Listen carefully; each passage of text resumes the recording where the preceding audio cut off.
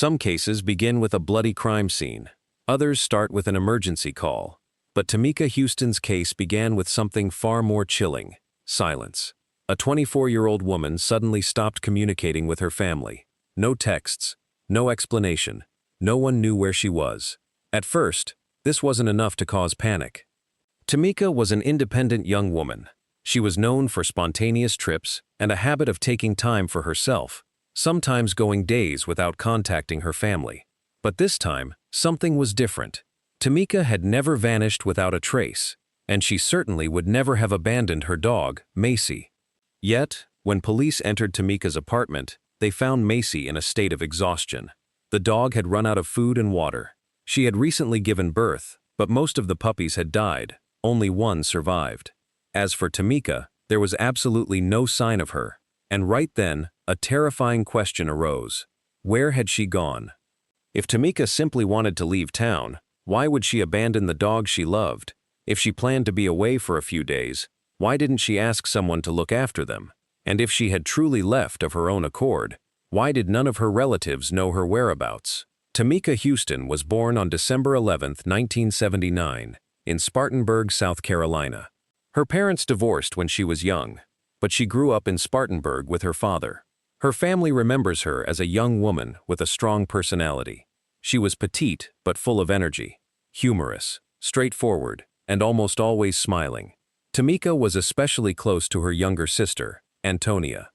As an older sister, she always ensures Antonia feels loved and knows she holds a special place in her life. But if there is one thing that truly makes Tamika stand out, it is music. She has dreamed of becoming a singer since childhood. She adores Lauryn Hill and often sings the artist's songs right at home. Friends recall that Tamika had an uncanny ability to mimic Lauryn Hill's singing voice. She also loved musicals and frequently performed songs from the movie. Sister Act 2. For Tamika, singing was not merely a hobby, but an integral part of who she was. When American Idol held auditions at the Georgia Dome, Tamika and her friend Zelda decided to give it a try. Amidst thousands of contestants, she successfully made it through the first round. For a young woman harboring dreams of a singing career, it was a truly memorable moment. However, Tamika understood that dreams require a solid foundation. Consequently, she enrolled in a nursing program with the goal of becoming a certified nurse.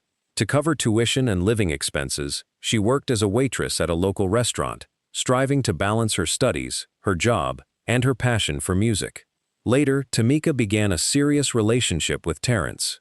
Initially, her family was very fond of him. Her sister remembers Terrence as a fun-loving person who often made Tamika laugh. Their relationship lasted several years, but eventually, things changed. By the spring of 2004, Tamika and Terrence had broken up. Around that same time, Tamika finished the spring semester and put her studies on hold. She also quit her waitressing job. From the outside, it might have appeared that her life was losing direction, but that was not the case. Tamika told her mother that she still intended to return to school. She simply needed some time to get her life back on track. She still held on to her plans, her dreams, and the vision of a bright future ahead. Then, late that spring, Tamika suddenly vanished. At first, her family waited patiently. 1 day, 2 days, then a few more passed. Terrence also tried to reach her, but received no response. Finally, he called her aunt, Rebecca. Upon hearing the news, Rebecca immediately felt uneasy. After all, during her last conversation with Tamika, there had been no mention of Terrence looking for her. Rebecca called Tamika, but no one answered. Her mother called as well, but there was no reply. That was when the family began to realize something was wrong. Rebecca contacted the police. Officers arrived at Tamika's apartment. The door was locked, and there were no obvious signs of a break-in. However, her car was missing. Then, they noticed a strange odor. The officers stepped inside. Tamika was not there. There was only Macy, exhausted, starving, and surrounded by dead puppies. That was the moment the nature of the search changed completely. After all, if Tamika had simply wanted to go away for a few days, she never would have left Macy in such a terrible state. The police began to consider the possibility that she had met with foul play. Yet, they still had no evidence of a homicide. only a missing woman, an empty apartment, an abandoned dog, and a car whose whereabouts were unknown. At the time, no one knew that this car would soon become the first clue to reveal a horrifying secret. Tamika's family refused to sit idly by and wait. They began searching for her themselves. Hundreds of flyers were printed. Tamika's image appeared in stores, on bulletin boards, and in various public places across Spartanburg. The family contacted the media, urging anyone with information to come forward. Rebecca was particularly determined. She understood that every passing day meant a lost opportunity.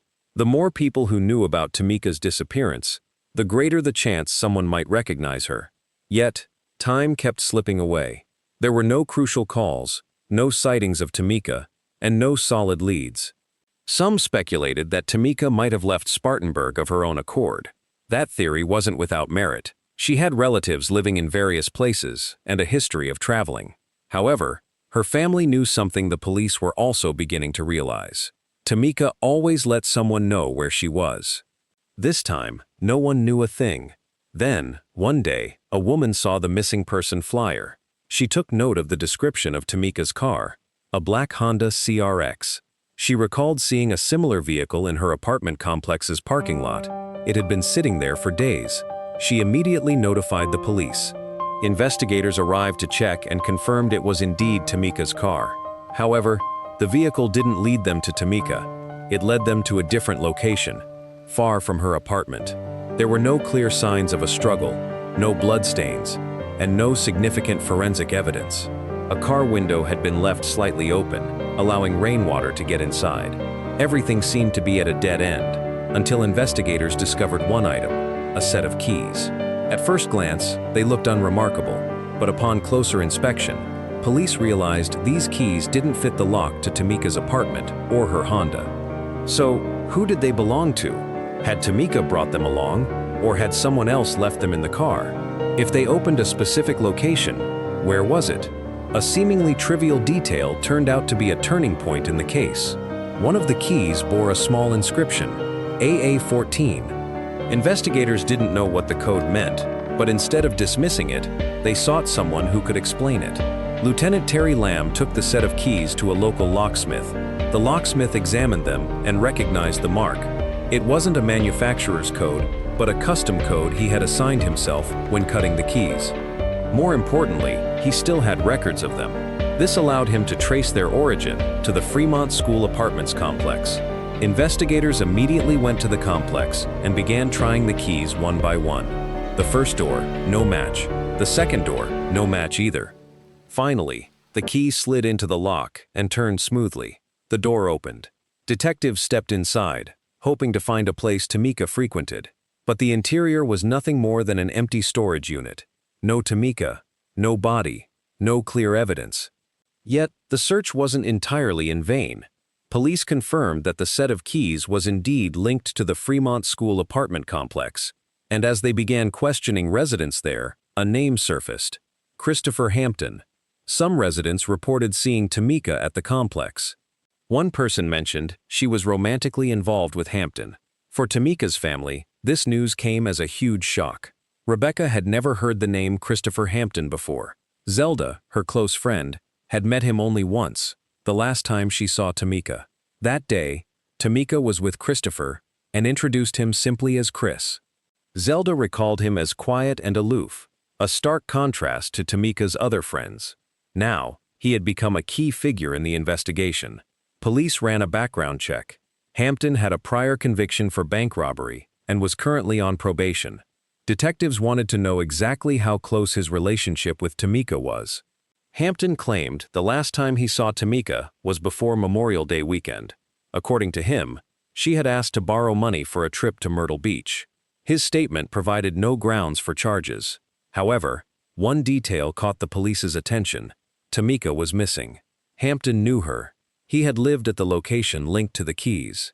Yet, he had never contacted her family or the police to ask about her. Even so, the police still lacked evidence. There was no body, no bloodstains, no DNA evidence, no confession. Hampton went on with his life, while Tamika's family waited in agonizing suspense. Summer passed. Autumn arrived. Then winter. Tamika's 25th birthday came and went without her. 15 long, seemingly endless months dragged by.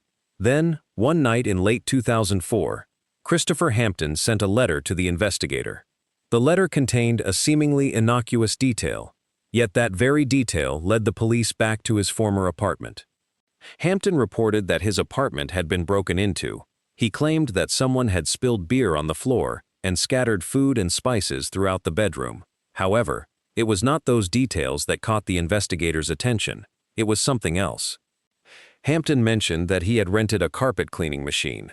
Why? Why would someone under police surveillance in connection with a missing person case voluntarily reveal that he had cleaned his carpets? Perhaps it was just an ordinary detail. But the investigators did not want to jump to conclusions. They wanted to verify the facts. In January 2005, police returned to Hampton's former apartment at the Fremont School Apartments complex. By then, someone else was living there, but the new tenant agreed to let them in. Detectives inspected the room. They discovered a patch of carpet with an unusual color, a large area that looked as though it had been scrubbed vigorously or treated with bleach. To the investigators, this was a suspicious sign. If it were merely a common stain, like beer or food, why would such thorough cleaning be necessary?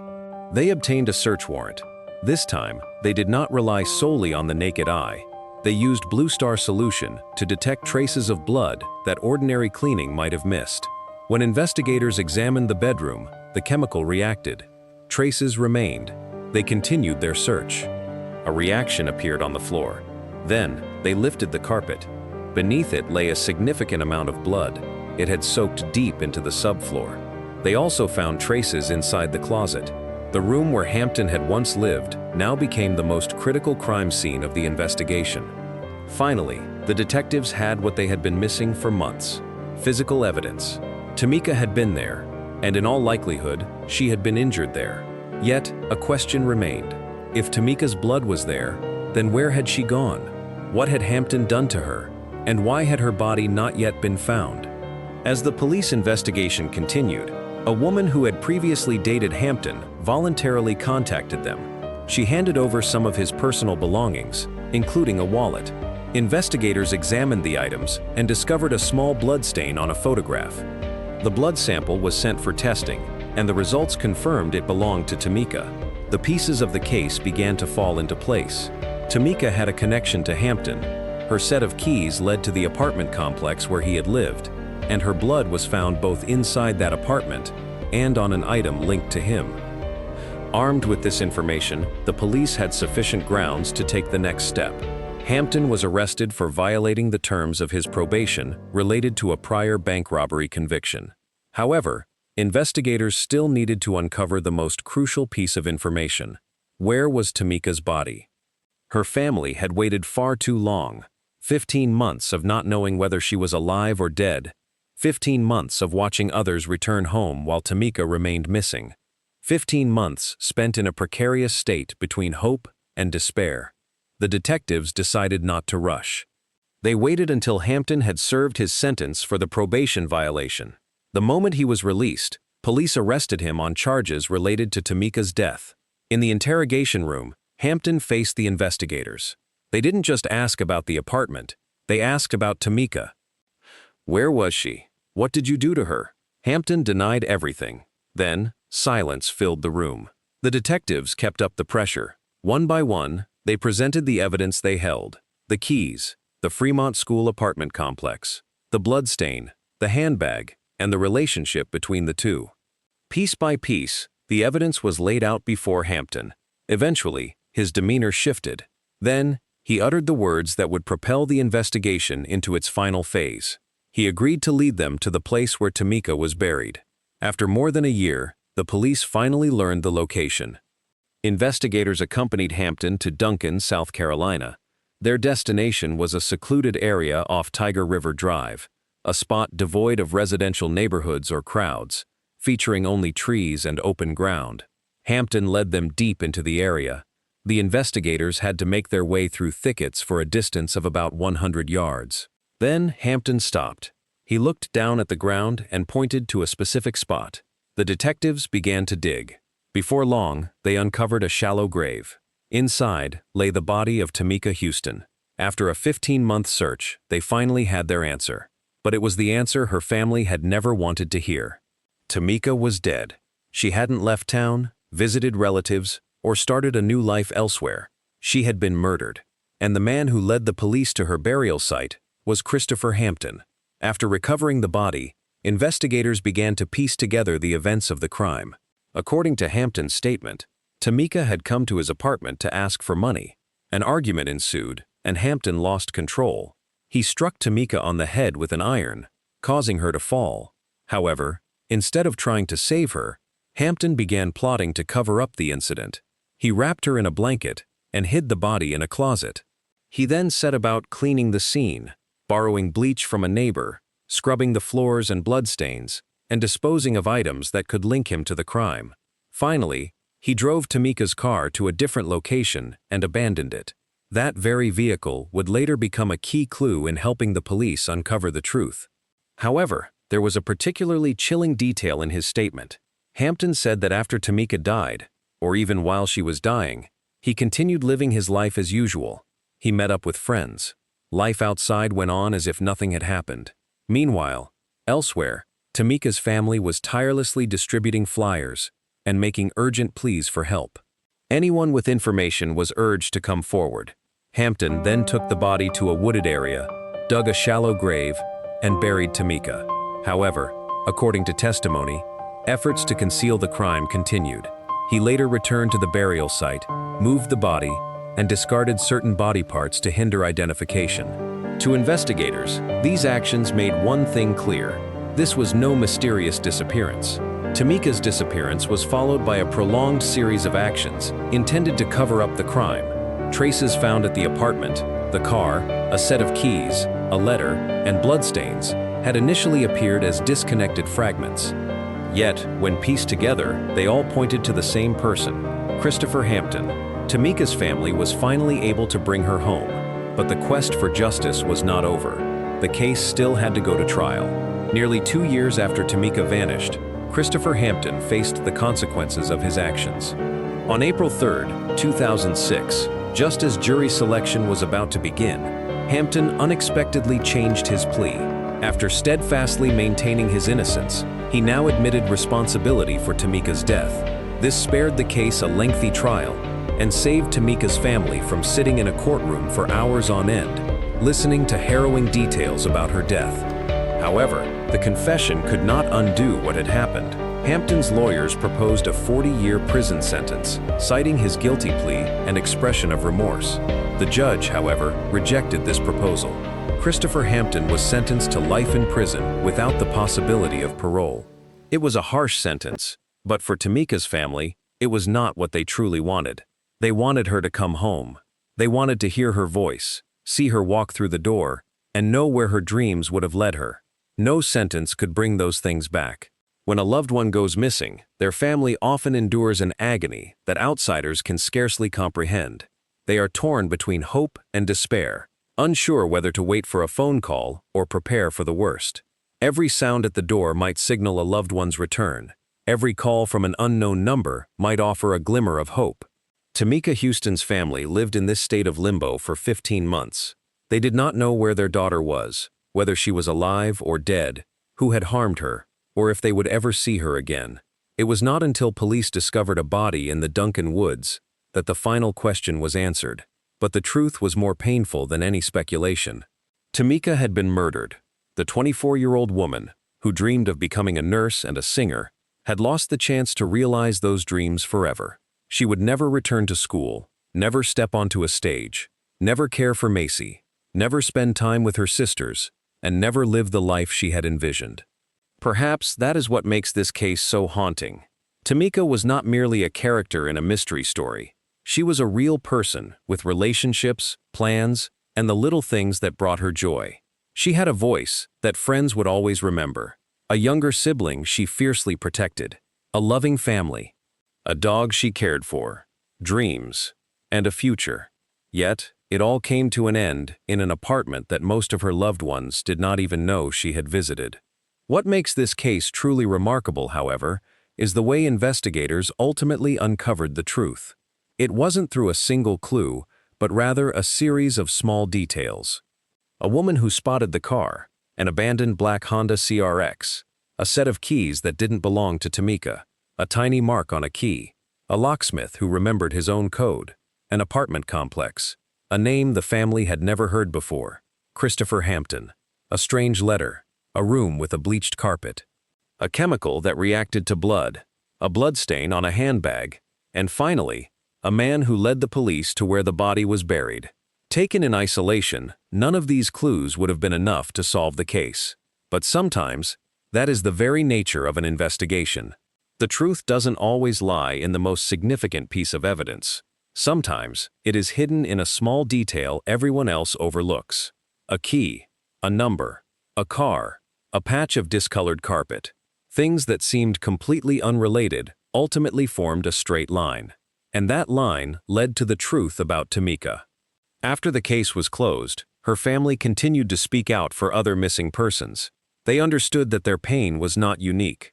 There were other families waiting in anguish, other people whose faces appeared on missing person flyers, other people with phones that never rang with news, and other people asking themselves, "Where is my loved one?"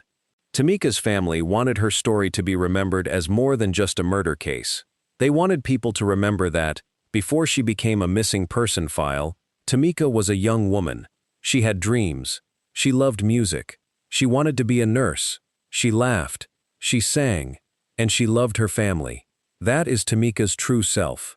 She was not merely a woman found in a shallow grave after 15 months. She was a person who once had a wide-open future ahead of her. Ultimately, Christopher Hampton was sentenced to life in prison without the possibility of parole. He would spend the rest of his life behind bars. Yet, that sentence could not bring Tamika back.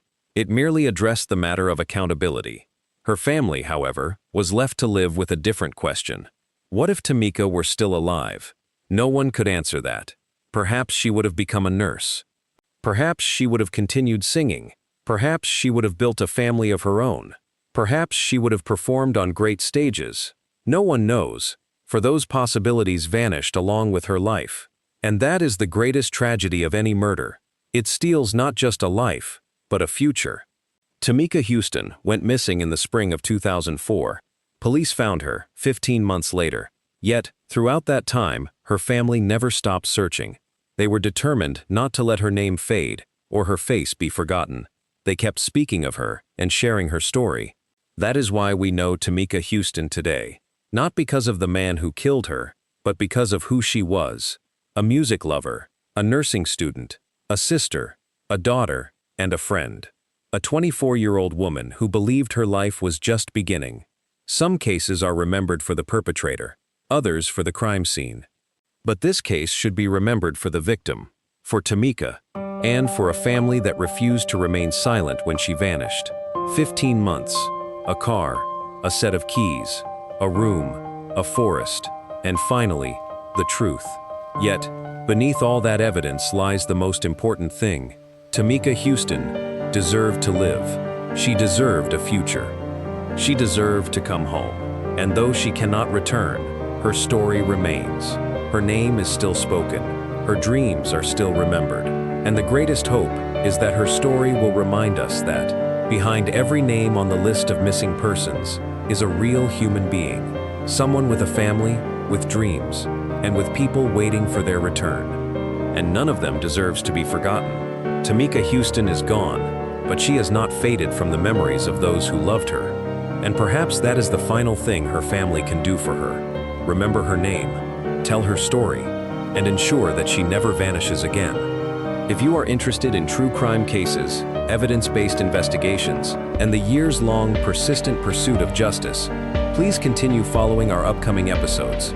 Each case serves as a reminder that behind the case files lie the lives of real people, and bringing the truth to light holds profound significance for those left behind.